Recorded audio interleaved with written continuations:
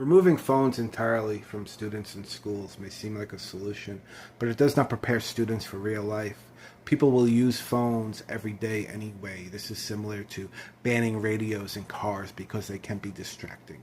We don't solve attention problems by removing tools. We solve them by teaching attention management.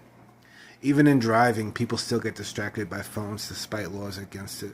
That shows the real issue is not the device, but the lack of training in how to manage attention. In the film Dead Poet Society, a key idea changes learning.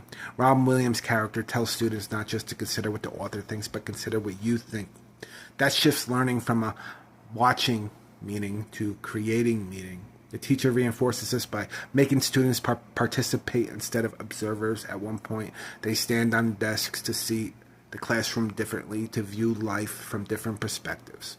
Poetry is not just memorized, it is experienced and interpreted. Students are not watching learning happen, they are inside it. This is the difference between watching a baseball game and playing it. Watching is passive, you observe decisions made by others and can drift in and out. But playing requires constant awareness, timing, and response. Attention is no longer optional, it is required. Most classrooms keep students in the watching the game position, but when students interpret, question, and create meaning themselves, they enter playing the game and attention becomes active. Phones are a part of this, but not the enemy. A smartphone constantly competes for attention through notification and reward. The issue is not the device, but lack of training to manage it. Even silent or vibrant mode does not fully solve this. Notifications still pull attention later, and vibrations still interrupt focus in real time. Attention becomes trained to expect disruption. Airplane mode changes that.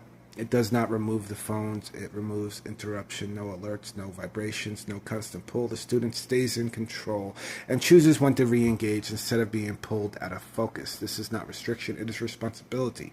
Attention cannot be forced, it must be trained through trust and practice.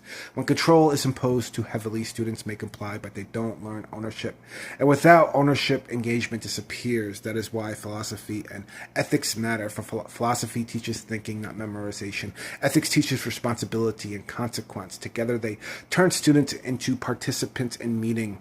That is also why students should write their own 10 principles to live by, not memorize rules, but personal frameworks they construct. It forces the shift from observation to ownership. Don't just consider what others think, consider what you think. Education is not just about forcing focus, it is about building environments where focus becomes meaningful to enough that students choose it. Like baseball, you don't create participation by forcing people to play, you create it by building a